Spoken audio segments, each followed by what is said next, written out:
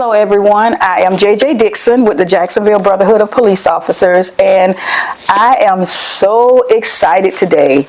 This has been a long time coming. I'm just going to say it how I feel. I get to speak to the former Sheriff Nat Glover, first African American sheriff in Jacksonville, Florida since Reconstruction, and I am so excited.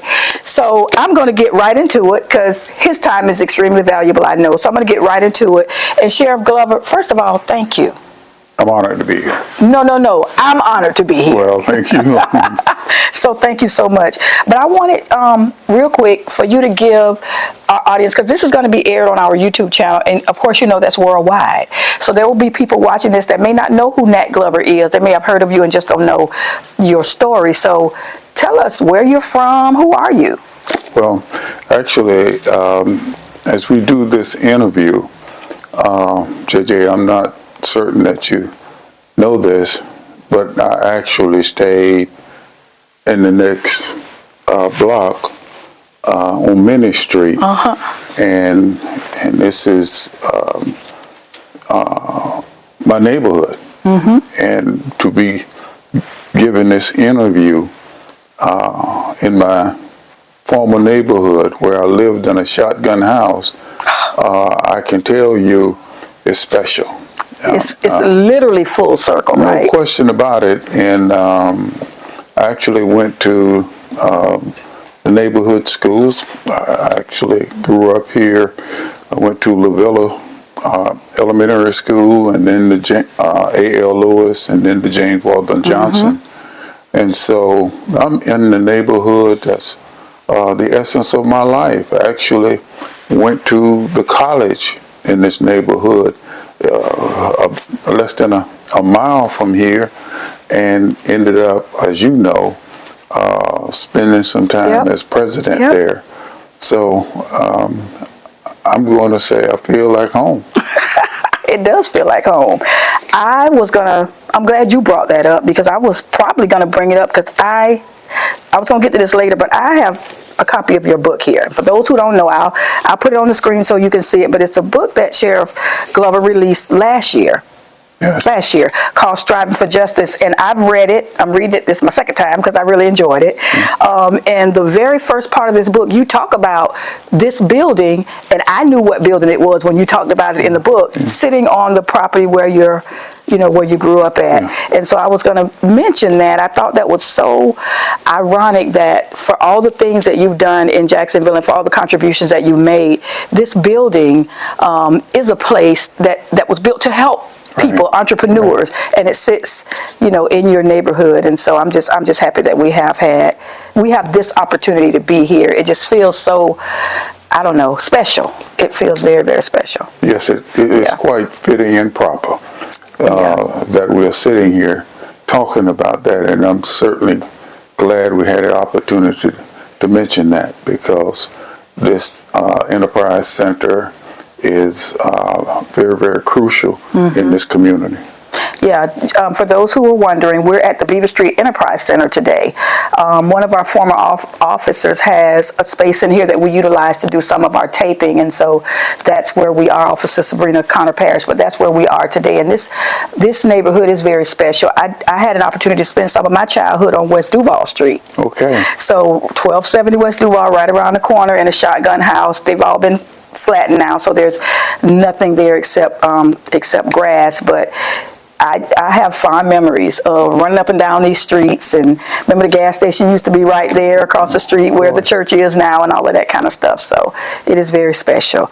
But you grew up in this neighborhood, and you mentioned in your book, and I can attest because I grew up in this neighborhood, that this was not one of the wealthy neighborhoods in Jacksonville. Oh, right? No.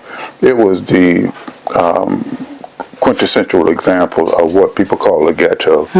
But it seemed that we were all at the same socioeconomic level, and we had to make it work. And a lot of my peers, when we were youngsters, they're of course gone, but and then a number of them spent some time in jail. Yep. And and certainly I didn't get excluded from that class because I spent some time there as well. Right, a couple of hours. Yeah, I You spent some still hours spent some in jail, time. but it all was in the process of shaping who I am now. Right. And really, when I look back on that particular incident and how I ended up in jail, it was crucial in allowing me to become a police officer. Yeah. There's so much to unpack just in general because of what I know about you. I worked for you. I watched you throughout a lot of your time in the sheriff's office, and then I saw what you did at the college, and I've read your book. So there's so much to unpack. It's hard to even figure out where to start from. But since you brought up that situation that happened, you talk about it in your book and how unfortunate it was. But before I get to that part, you also talk about an event called Axe Handle Saturday. Yes. Here in Jacksonville. Yes. Can you tell us what that was? And Axe Handle Saturday was a traumatic, emotional event for me as well.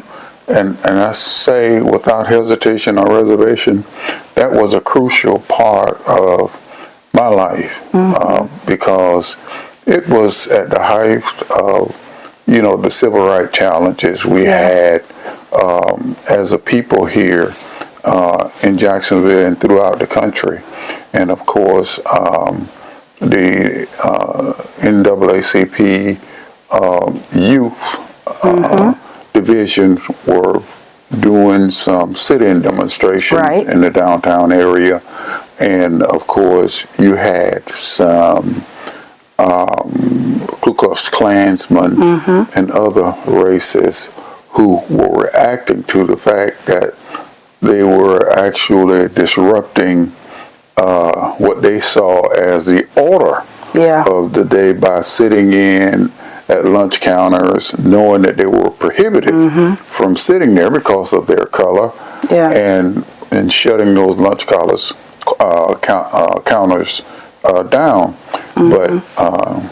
But you mentioned in the book, and it's interesting to me because I've heard stories about it, but obviously I wasn't that, I was not old enough to know about all of that. But I didn't realize that they actually went in the store first and spent money.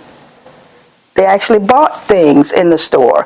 And then as they moved over to the lunch counter to eat, that's when the problem started. Well, I can see where that probably was a requirement in case something happened. They just say they came in there to be disruptive. Right. They could make the case that they were customers and that kind of thing. But the fact of the matter is, the racists and the Ku Klux Klansmen was going to disrupt that, and they attacked them. And they had axe handles. It was my understanding that they had passed out to those racists brand new axe handles that they just purchased so they can attack them. Now, I was not part of the sit-in demonstrators. You were working, right? I was working at Morrison Cafeteria, which is right across the street from the Woolworth where it all occurred. And so I got off work that day, and it was all over. And I didn't see any of that. But the Klansmen were still there. And so when I walked out, I was the only black person, I think, in the downtown area, and walked right in the middle of them. And of course, that's when they assaulted me with the axe handles. I ran over to a police officer. He told me I better get out of town before they kill me. And I ran. Now, the reason I said was an emotional, traumatic event was because I ran. And I actually grew up in a neighborhood where if you ran from a fight, you would be considered a coward. And so it was one of those situations that particular incident shaped my life because after I stopped crying that day, I said to myself, I will never run away from a fight, never again. And it gave me a sense of courage that I think was critical in me building a reputation as a law enforcement officer that allowed me to distinguish myself. Now, had you decided at that point that you wanted to go into law enforcement, or is that kind of what drove you in that direction? No, it was, I always wanted to be a police officer because when I was a kid, we didn't have a television, so I listened to police stories on the radio, detective stories on the radio, Dragnet, and all, and I just felt like that if I could ever become a police officer and eventually a detective, I would say I wouldn't have to make not one more step forward.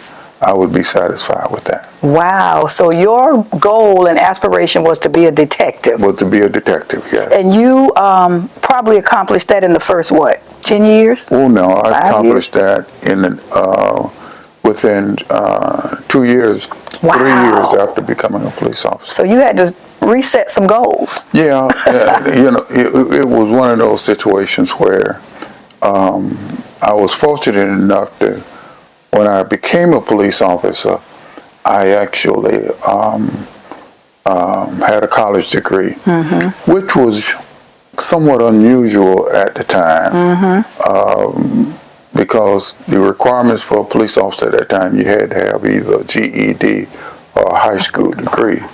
And of course, me with a college degree, it brought attention to me. And that's the reason I was able to make detective pretty quick. Okay. There was an incident with a Greyhound bus. Yeah. I think that kind of really put you on the map, right? Yeah. What happened with the Greyhound bus? Well, actually, I was fortunate enough to, as a detective, I was later promoted to sergeant. And one of the things we don't talk about a whole lot, but when I was promoted to sergeant, I was the first African American to, after becoming a supervisor, to have white subordinates. Really? Yes, I had 6. Well, we need to highlight that. Yeah, we had 6. I had 6 detectives working for me, and it wasn't but one of them were white. Do you remember what year? Which was black. Do you remember what year? But they had black sergeants before, but they all had black subordinates and that kind of thing. And I always believed that the reason that I was selected to have whites as subordinates was because I think some of the African American community was saying to the sheriff and the leadership in the sheriff's office that the black sergeants, they were tokens and that kind of thing. So they selected me, I guess, to be a test case. Well, it's funny you say that because 2 or 3 people that we've spoken to from back in that era have said those exact words. They said we had black sergeants, but they were just tokens.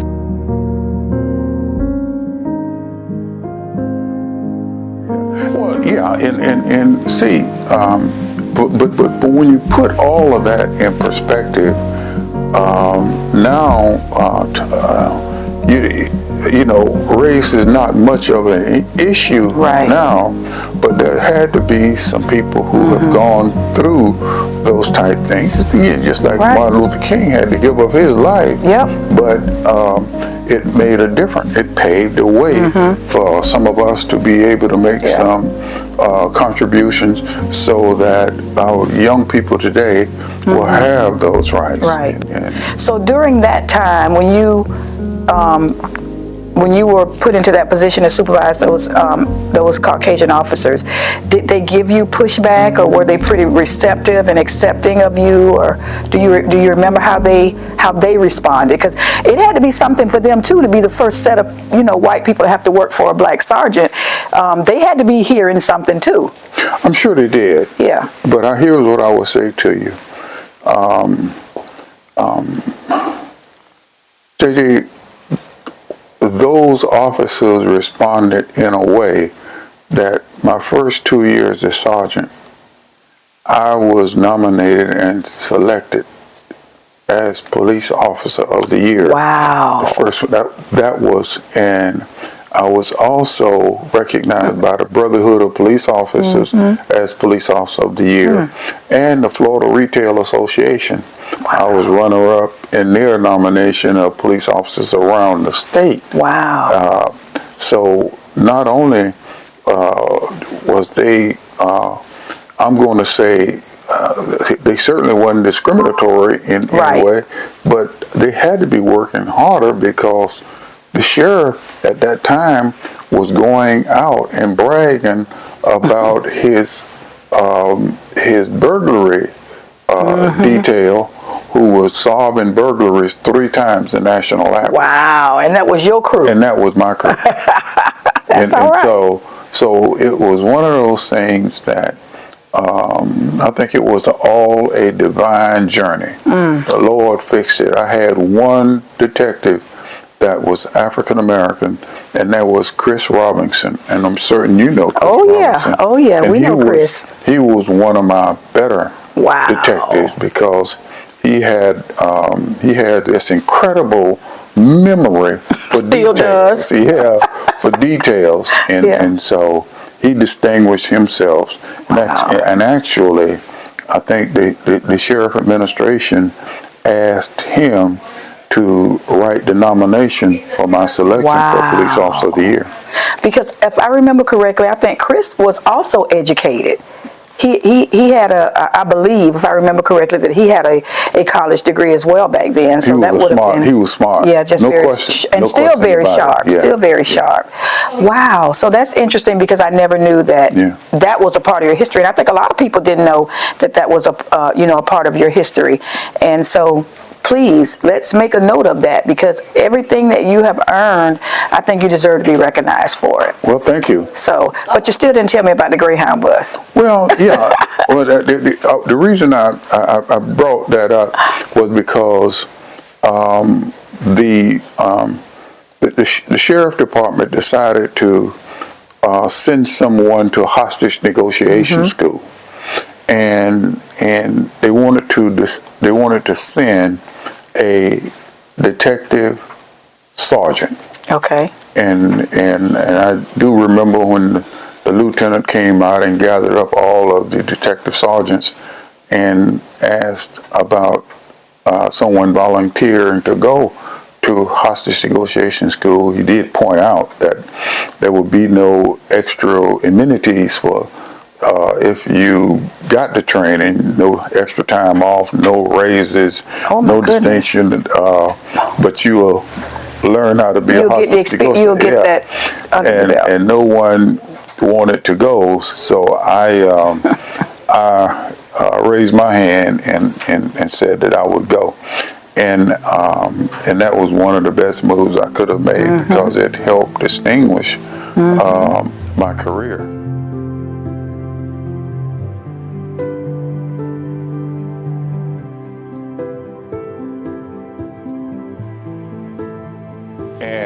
And the fact of the matter is, I can directly relate it to the experience I had on Axe Hand on Saturday because I had become to a point in my law enforcement career that whatever the challenge is, I will never back away from it. I would always confront it, no matter if it was life-threatening or whatever. And as I wrote in the book, when I was a patrol officer on the street, I ran into a burning building and pulled a man out, and no one else would even go close to the house. And I went in and I got him. See,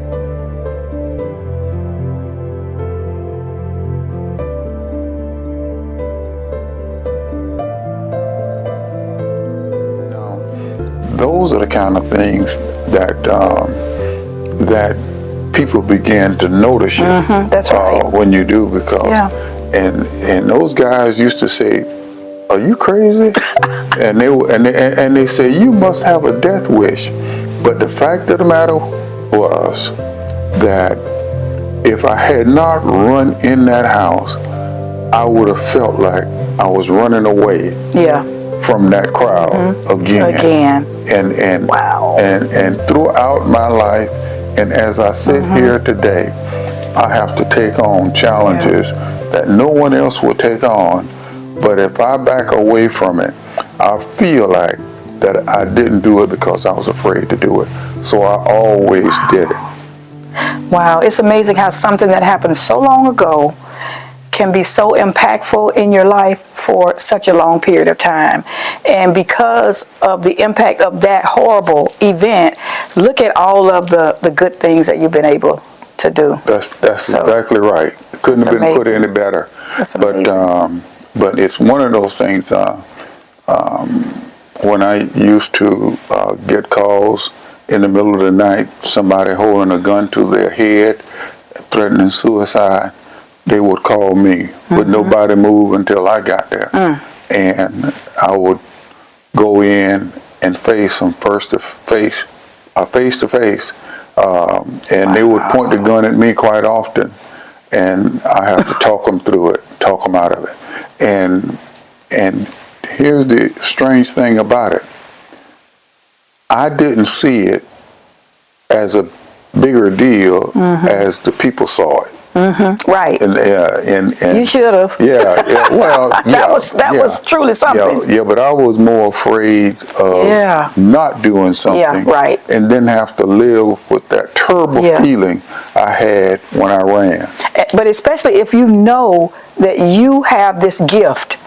You have this gift of helping people in that way. Well, I appreciate that, but I often say, if the Lord had offered me that gift, but I had to go through this to get it, I would have tried to talk him into another gift. You know, I don't think I want to go through that. But that's one heck of a gift to have, though. When you have the ability to literally save lives, and it's hard enough to save a life when there's an accident or something involuntary, but to save a life when someone has made up in their mind that they're fed up and they're just done and they're ready to leave. And that's right. And one of the things that I had to rationalize in my mind, which would give me a reason to always be able to walk in and talk them out of it, was I would kind of figure out in my mind, I say, now, this guy have been in this room for 2 hours and he hasn't killed himself. Right. So I am convinced maybe he doesn't want to do it.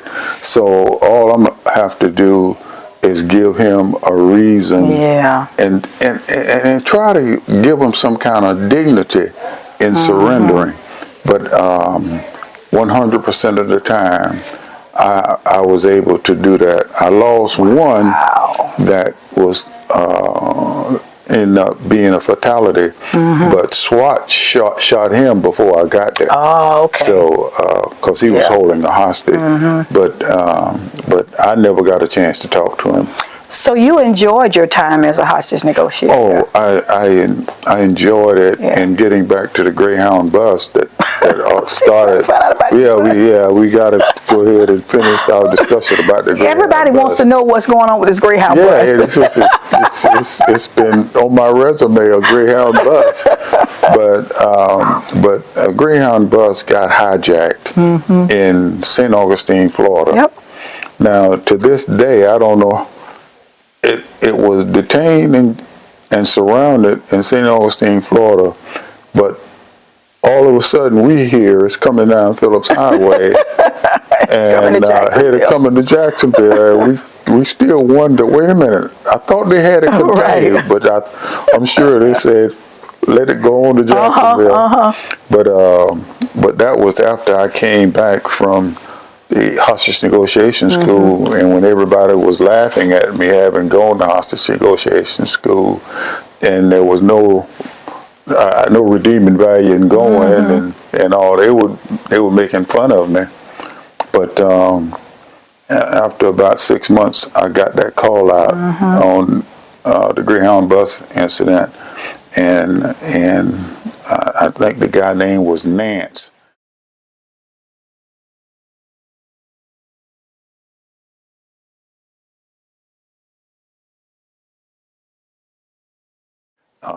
He was holding these hostages on the bus, so I, along with an FBI negotiator, were able to talk him out, go on the bus, and arrest him.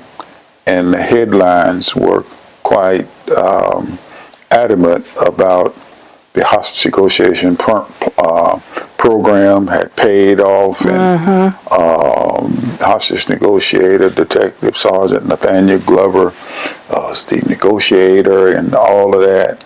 And when I came to work that next morning, everybody in the sheriff's office were talking about Sergeant Nathaniel Glover. And the Greyhound bus. And the Greyhound bus situation. So there's a moral to that story, and there's a lot that can be learned from that, because we have a generation or a couple of generations now that don't want to do anything that's not profitable, that they can't see right up front what they're going to get from it. And would be like a lot of those people, I'm not going to that for what? They're not paying me. I'm not getting any extra time off. Why would I go to that? And you know, we can't, no one can see the future. But you know, I heard a report that young people who are, let's say, from 15 to 19 years old, will live to be 90 to 100 years old routinely, and that's where when you look at life expectancy trend. That prediction will probably be true. So what we got to do is make certain that we tell our young people that they have to do the things necessary to prepare themselves, because the fact of the matter is they will be living a life for about, I'm going to say, once they get beyond their 30s, they still got 70 years to live. Right. So we got to make certain they have to learn it and get it early like you did. And you have to be able to tell them and convince them the value of doing that. So, and yes, like we all did. I mean, you sit here as a distinguished officer, and you know, it's not without preparing. That's right. Yourself. That's right. To be there, because there were probably thousands that wanted your job, and you had it and got it. And I think the other important thing is that you've already talked about is for young people to remember that you can mess up. You're young, you're gonna mess up, but the key is you got to move on from that. You can't mess up and then just wallow in it. You have to right then make up your mind that I'm not staying here. I have goals, and I'm going to get there. That could be the subject of a conversation, a motivational talk. Because I can tell you, I don't hesitate to tell people, you're going to have some successes, and you're going to have some failures. And I said, you think you're going to always be up, but you're going down. And the fact of the matter is, sometimes when you go down, it prepares you for the next time. It helps you stay up. I want to talk a little bit about your time as sheriff. I'm going to skip through all the other stuff because I know we don't have a whole lot of time, but I do want to talk about your time as sheriff. You, obviously you said you had a very distinguished career, and you you made a name for yourself really in the sheriff's office, and would have been satisfied just as a sergeant. Did you realize at some point that there was something that you wanted to contribute to the agency itself, not just being a policeman, but there was something more that you wanted to contribute to the agency? No, I'm not sure that I had a goal in mind, because as you said, and as I implied earlier, once I became a detective, then it was, I met my goals, and so then to be nominated and selected as Police Officer of the Year, I thought I had enough that I could brag about. That was icing on the cake. Yeah, but fact of the matter is, all of that was preparation, because it was, I had a whole level of command who were watching me. And as a matter of fact, when I was being considered for a promotion to chief, and I had that distinction of Police Officer of the Year, and I had done all of these great things, I didn't get the first selection. And I thought that I should have gotten it. And I was really disappointed. And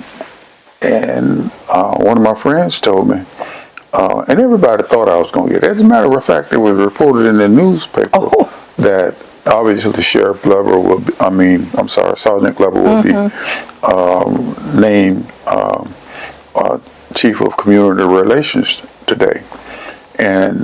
But one of my best friends got it, who was a patrolman, and of course I was a sergeant and had done all of those great things. So I was later convinced to go talk to the undersheriff and find out why that didn't happen. Cool.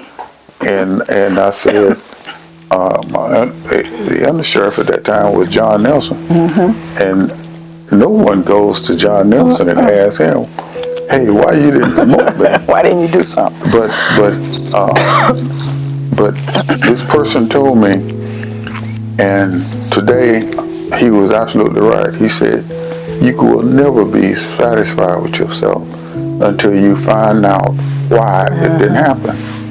And so I did. I got up the courage to go and talk to the undersheriff. And I'll never forget what he told me. He told me, when I asked him the question, he said, "Glover, don't you know that that's a chief job?" And that's true. And it's a good job. He said, "But you are better than that job." Wow. He said, "Don't you know you're better?" I really wanted to say, "No, I'll take it." Well, he was a real... Yeah, give me that, and I'll take it, you know. That was supposed to make you feel better. And I'm going to tell you, I went back to my office, and I said to myself, I'm going to be twice as good. I'm going to come in earlier, I'm going to stay later, and I'm going to do these things. And then I got appointed to another chief job in about a year. Now here's the difference. The first chief job that they would consider me for, I think they had about maybe 10 subordinates. And I got the second one that they appointed me to, I had more than 100 subordinates. Oh my gosh. Had more than 100. So they had to have confidence in you to do that job. Yes. See, first thing I say to people, and you know I do leadership presentation, one of the things I say to people, that whatever you do, whoever you are, someone is always watching. Yep. They are watching you, and don't think that you do things in a vacuum. It doesn't happen. And so actually I was stopping some of the black citizens from saying to the sheriff when he went out in the public, saying that the black officers only have token jobs and only they are, That's right. they are managing black folk, you know. So he could say that's not true and use me as an example. Right. Wow. The I guess the funny thing about that is no one could see that, I'm sure, at that time. Absolutely. But that's the point. We have to do what we have to do and do it as well as we can do it. So when the opportunity come along, you have raised your head above your peer group. Right. And you are the obvious choice. Because when he said, don't you know you're better than that? I really thought that, you know, maybe he was just trying to be nice. But then that wasn't the character of the undersheriff. That was not close to his character. So I took it and I buckled down and worked even harder. And got rewarded for it. And got rewarded for it. Was the first African American to make deputy director, and the first African American to make director, and then of course the first African American to be elected sheriff in the state of Florida since 1888. Wow. So we're seeing a pattern here with you.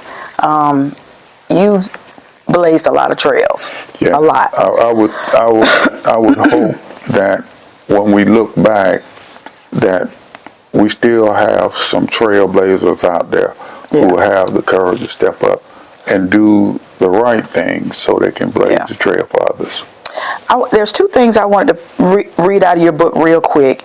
In your introduction, before you get down to the paragraph, there's a caption that says, when you're the only anything, when you're the first something, you're under constant scrutiny. And that, you just literally explained that to us. Yeah, actually, there was some people who didn't want to see me there. Of course. And of course, you have to understand that, you know, when you start talking about African Americans at that time, they had to be twice as good as their peers in order to be viewed on the same level as their peers. So that helped me because it allowed me to continue to distinguish myself. Right. I want to read this and then we're going to talk about when you were sheriff. I just want to read this, but my book is all marked up, but there are some things that like jumped out at me. I like to soak up good stuff. One of the secrets of whatever success I may have achieved and that I don't mind is that I don't mind failing. In fact, some of my failures have turned out to spark some of my greatest victories, and I'm not going to read the whole book to them. Even when I lose, I walk with a sense of knowing that there's another path. My path has been tweaked and adjusted, and I'm continuing to head towards something else that's been divinely orchestrated. In the end, it comes down to this. I have life experience, and I know deeply that I have the responsibility to share it with others. Especially if you are young and impressionable, especially if you are galvanized by the newly emerging challenges confronting law enforcement and the people it serves, especially if you are considering a life in any challenging endeavor. It is incumbent upon us to leave the world a better place than we found it. Yes. I love that. I have it highlighted, and I'm probably it's gonna be a quote somewhere around my house, because that's the kind of stuff I think that makes great people. When you can internalize something like that and understand that your failures don't define you, but that you do have a mission. And, you know, if the enemy is doing his job, you should fail. Yeah. But if you're doing your job, you shouldn't fail. Well, the fact of the matter is, I ran for mayor. I remember that. In this city, and I lost.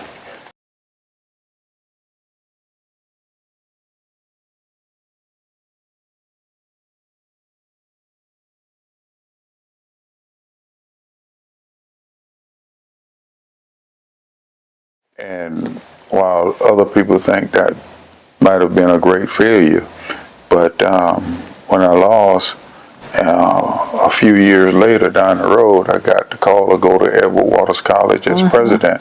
And of course, that was my alma mater, and it was at a point where it was on the fringes of demise, and we were able to resurrect, revive it, and now it's thriving. Yes, it is.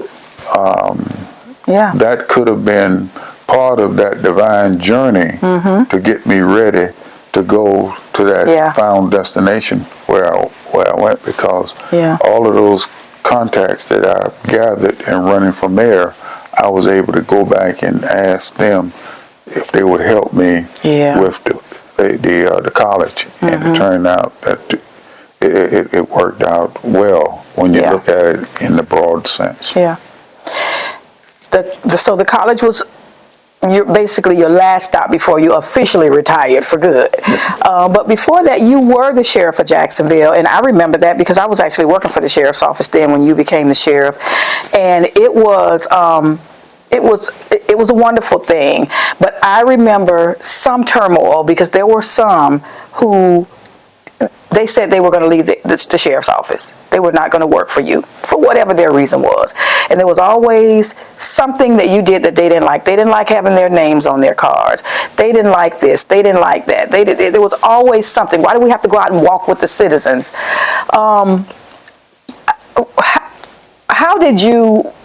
were you able to accept all of that negativity and really hate, but still be able to put the best foot forward, and really you did carry the city to another level? And I talked to T.K. Waters the other day, the sheriff now, and even he says that some of the things that you put in place, he still utilizes those now. Yeah. So how were you able to deal with that, the negativity? Well, one of the things that I talk about is this whole notion of perseverance. And I was told that when I became sheriff, you had the largest class group of law enforcement officers to resign, to actually retire and leave the sheriff's office. And it was a challenging time in our history. But I'm sorry, I don't mean to interrupt you, but I want to ask you this because my mind goes back to that Saturday. And what you knew happened, what you saw, what you heard, and then what happened to you. And then fast forward to 1995, what year was it? 1995. Fast forward to 1995, and now you have this group of people basically turning on you. Yes, sure. Was there some remembrance of what happened then, and you thought, I gotta get through this again? No, what I thought was I had to win over the white officers. Okay. The white officers did not support me, and that was my challenge. Now, to be honest with you, I'm still on the negative list for some of the black officers because they felt like I should have taken all of my staff and made them black, like the white officers did when they were elected. But see, I couldn't afford to do that. Yeah. I had to make certain that I found the best people that I could find, even if they were Indian, to put in those positions so I can be successful. Because if I was not successful, then I knew that would be not only the end of black sheriffs in the state of Florida for Jacksonville, but for others. And I think now we've had black sheriffs in about 5 counties. And we're on our second one here now in Jacksonville. We're on our second one here in Jacksonville. And that's because eventually, after my tenure as sheriff, I was eventually inducted into the Law Enforcement Hall of Fame, sporting a crime reduction record of 17% reduction over this 8 years I was in office. Wow. 17.1, I'm sorry. And that brings me to another subject. When you talk about crime reduction, you were able to get a lot of community buy-in. Yeah. And I think that contributed to a lot of the reduction in crime. So talk a little bit about how you integrated the citizens, let them be a part of the sheriff's office and what we were doing. Well, it went back to me living on Minnie Street. One of the things I knew was that the police officers, when they came to the neighborhood to ask questions, no one would hardly say anything. Yep. And when you looked at it, the police officers were investigating crimes that happened in our neighborhood, but they rather endure the crime than to help the police talk to the police, right? So what I needed to do was to mend that gap and show to the people and the officers that we in this together. Yeah. And if you remember, one of the things that we don't talk about much, but I also did, was when I went into a neighborhood, and it was a neighborhood that was cluttered with trash and just a dirty, nasty neighborhood. We would come back later with some inmates and police officers, and we would clean it up. Wow. Because I knew once we cleaned that neighborhood up, and you have pride come back in the neighborhood. Right. And then when police officers go in the neighborhood and ask about who broke in this house, people will be more prone to find a way to help them, solve those crimes. So it was a thing that my experience in where I grew up and desire to be a police officer, all of that paid off. And I would say it paid dividend.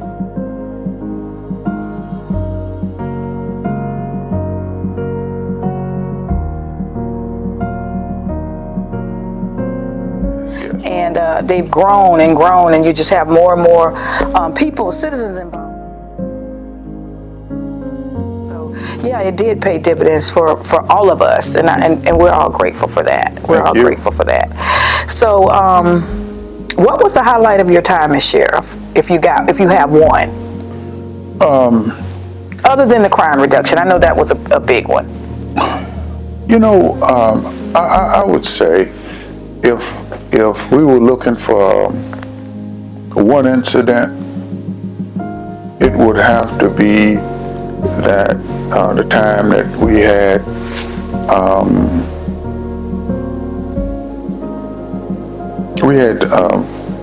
a situation where we had some kids shot up in a car, and I went on television and told the bad guys we were coming, and you might as well give yourself up because we're coming. And I mean, I just said that, and some people said you were mad, weren't you? Yeah, I was a little upset because when I looked in that car and saw those young people having been shot, and to the point where some of the bullets had broke their arms and all. And later on that day, person walked in the sheriff's office and said, "I want to surrender." I was proud of that. And he gave himself up, and we were able to arrest the rest. Just by you making that announcement, a statement on TV. That was one of the highlights. Well, I'm sure that they probably had the thought, I know he's not playing, but I'm sure that people that knew them probably reached out to them and said, he's not playing. Yeah. He said his grandmama said. Yeah, he ain't playing. You better turn yourself in. His grandmama. Wow. Yeah. That's amazing, the power of your words. That's amazing. So, Of course, you were the sheriff for 8 years. Yeah, two terms. Yeah, 2 terms. I had an 8 opportunity years. to run for a 3rd term unopposed, but I took the option of running for mayor. Felt it was time to do something else, and it's a good thing you did, because as you said, you ended up over at I needed to be the where I needed college. to be, yeah. You ended up over at the college, and when you first got to the college, had you even been an instructor at the academy? No, education was not my specialty. Right. But the fact of the matter is, I had been teaching leadership, and I told people for years, if you are a good leader, the discipline of the area that you're leading is less important than your skills as a leader. And so I always believed in that. So I believe I can lead almost any group. Yeah, we watched that college grow. You started purchasing properties and, I mean, getting funding, and students started coming in, and we just watched it grow and grow and grow under you. And I want to back up a little bit, because before you even got to the college to work with those kids, you did something very special for the students at Andrew Jackson when you first retired. Do you remember what that was? I'm sure you do. Well, one of the things that I did, I felt like I came from an environment where I never would have gotten an opportunity to go to college if it had not been for me being able to play sports. But there were a lot of kids who maybe couldn't play sports, but maybe deserve to get a college education.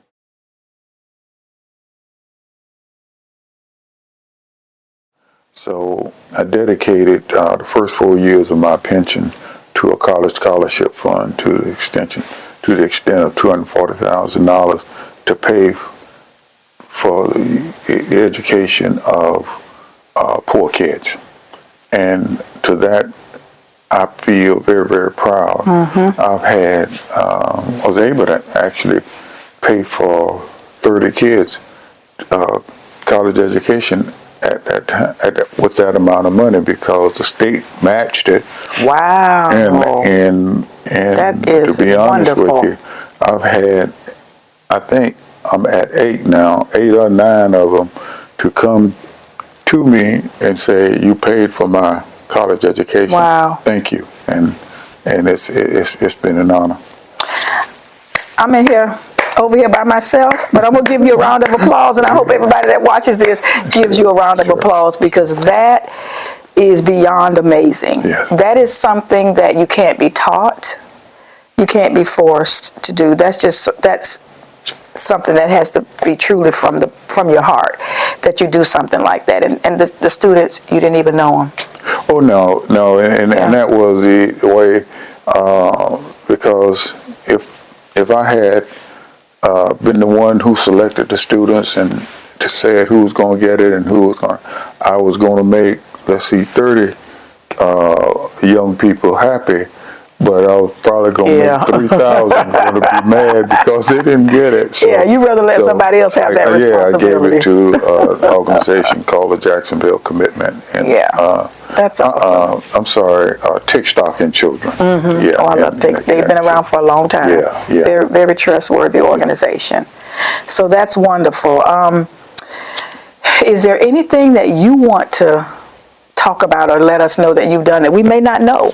No. I mean, I think your life has kind of been an open book, so we all of us that live here know, but there may be something that we don't know. Actually, I just want to thank my community, my wife, my kids. I had so much support out in the neighborhoods. All the officers, the white officers, came around after about 18 months, and they were as committed and dedicated as they could be. And I could, at the latter point in my career, I can close my eyes and stop the first officer that passed by me, white or black, and say, do this and do that, they without Right. hesitation or reservation Yeah. would do it. Yeah. So, but you have to do what I'm going to say that because in a way, because people, number one, they respect you. Number two, they trust you. And if they trust you and respect you, then they will be loyal to you. Yes, they will. So, and that's what we were able to achieve. Yeah. I heard you mention your family, so we know that you have a son and a daughter, right? And they've always been very supportive of you. And then your wife. But every time you mention your family, I'm always reminded that earlier on, I've attended some classes that you've done, and I've attended just some speaking engagement that you've done. And you used to always tell the story about you and your wife at the gas station. You remember that? And she said, this is the story. It's real short. We were at the gas pump, and there was a guy back there pumping the gas, and we were sitting in the front seat, Glover in the front seat, wife on the passenger seat, and he says to her, "You see what you'd have married if you hadn't got me?" Remember that? Yeah, and he said, she looks at him and says, "You see what you'd be doing if you hadn't got me?" Yeah, I'm always reminded of that. That's so funny. And family is so important. I know that your family and you they've always supported you, and you've always been close to them. So I just wanted to acknowledge your family today. And the Brotherhood is also a part of your family. We've been a part of your life for a long, we're celebrating 45 years this year. Yeah. So you were probably there at the beginning before I came along, I know. And so the Brotherhood is also your family. You know, anything that we can do for you, please let us know. And we already know anything we ask Sheriff Glover to do. If it's within your power to do it, we know you're going to do it. So yeah, I just wanted to thank you again for being here this evening and for sharing with us. I'm going to get you to sign my book that I bought off Amazon for $14 or $15. Y'all, please, seriously, this is a great book, and he's not here to pitch it. I'm telling you because I've read it, and it's a historical account of sort of the city of Jacksonville, but also Sheriff Glover, and it's called Striving for Justice, and obviously by Nathaniel Glover. So if you get an opportunity, please pick up a copy, and I'll see if I can get him to sign it for you. But no, thank you again. And are there any other parting words that you would like to say? I know you thank the community, but if there's anything else, please share that. No, thank you for the opportunity. I really enjoyed this. And to be able to, number one, to sit down and talk to you as an individual and president of the organization and all of that. And then you resurrected some things that I hadn't thought about in a few minutes, and that's been great. Well, in closing, I want to thank you. There have been times, and we've never sat and talked for an hour, but for a few minutes in talking or in passing, there have been times when you've given me encouragement, because I've been involved in this thing for a long time, and many times I've wanted to give up, and I'm not just making this up, but you have said some things to me that have made me step back and say, you know what? Maybe I can do this. Maybe I can do this. So I wanted to thank you for that. Just, helping me to continue on my social journey and also in my professional journey. When you were sheriff, I had the opportunity to do all of the security for the Jaguars through the sheriff's office, scheduling the officers. And even when we first got them, creating the posts where they would stand in the stadium and all that kind of stuff. So no one knows that but me. But when I look at the stadium, and there's just something in me that says, I was able to do that when I was working at the sheriff's office because someone gave me that opportunity. So I just want to thank you for all that you've done to enhance my career and my life. And my kids wanted me to tell you the same. They love you to death. So on that note, we are going to wrap it up. I want to thank you. If you all have any comments, y'all, this is our first African-American sheriff that was elected in Jacksonville, Florida since the 1800s. This is on YouTube, and you will have an opportunity to comment, please. I know he would love to hear what you have to say, just well wishes or whatever. Please do that, and we will see you on the next one.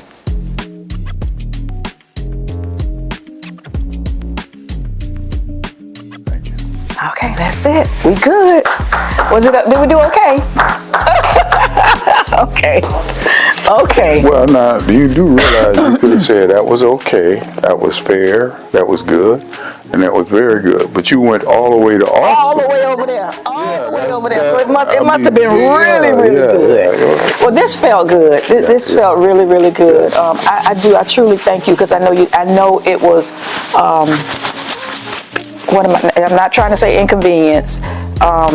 It took a lot to No, get you actually, here, and I appreciate that was, it. I mean, one of the things, and another thing I teach in my leadership classes is we too often say, we can't do that.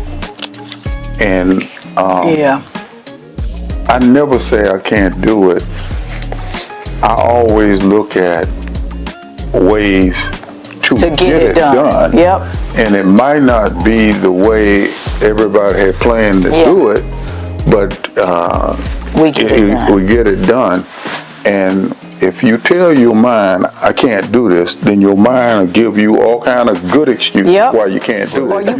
But if you go, if you use that same mind and say, now, I want to find a way to do this, that mind will come to your rescue and say, what about this way? What about this way? What about this way? So you shut your own mind down when you say, I can't do it. Yeah, you do it. So you wanna always handle it in a way that you don't have to look back and say, I shoulda, I coulda, and I woulda, and all of that. Yep. But I did it.